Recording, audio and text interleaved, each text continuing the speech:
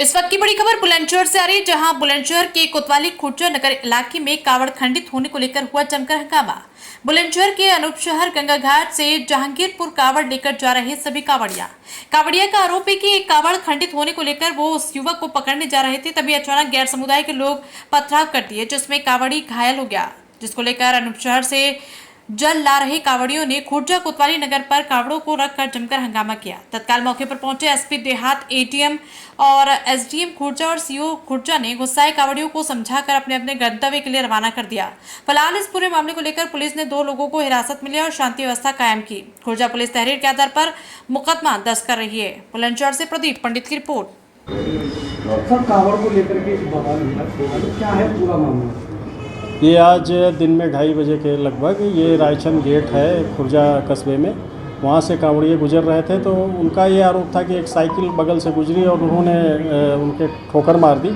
उस पर वहाँ पर वाद विवाद शुरू हो गया और उस जो साइकिल वाला था उसको उन्होंने पकड़ने की भी कोशिश की और इस वाद विवाद में कांवड़िए फिर आक्रोशित हुए और वो आक्रोशित होने के बाद रायचंद गेट पर कुछ देर और फिर बाद में थाने के सामने आकर बैठ गए थे और उन्होंने अपनी कुछ मांगें रखी थी। उन मांगों को मौके पर चूँकि एसडीएम, सीओ और इंस्पेक्टर सभी राउंड पर थे कांवड़ यात्रा को देखते हुए, तो सभी लोग तुरंत पहुंच गए थे और उनको समझाया बुझाया गया और इसी बीच मैं और एडीएम साहब भी आ गए थे और उनकी बातचीत करके उनसे सारी मांगें सुनी गई और उनका जो मांगें थी उनको आश्वस्त किया गया कि वो पूरी की जाएंगी। और इस घटना के दौरान 2 व्यक्तियों को हिरासत में पूछताछ के लिए लिया गया है और इसमें जो भी समुचित विधिक कार्रवाई होगी वो पुलिस प्रशासन द्वारा की जाएगी। हाँ, सभी कांवड़िए जो भोले हैं हमारे वो काफ़ी संतुष्ट हुए और वो अपने मार्ग पर चले गए हैं संतुष्ट होकर और बाकी फिलहाल अब वर्तमान समय में स्थिति सामान्य है।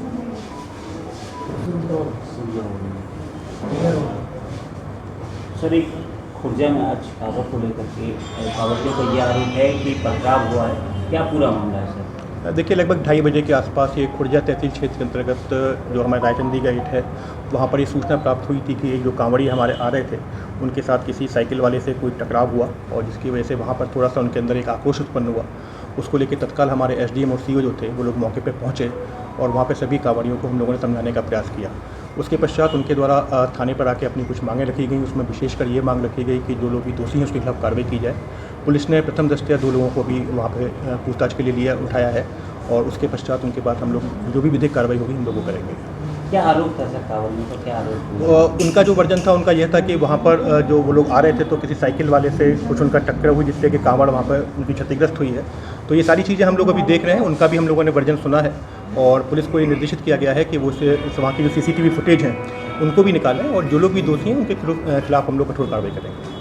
फिलहाल जो कावड़िए हैं वो अपने मार्ग को चलेंगे? जी हाँ, उनको समझा दिया गया है। सभी भोले ने बड़ा सहयोग किया इसमें, वो लोग बड़ी शांतिपूर्वक हमारी बातों को सुना, समझे और वो अपनी यात्रा को आगे बढ़ गए।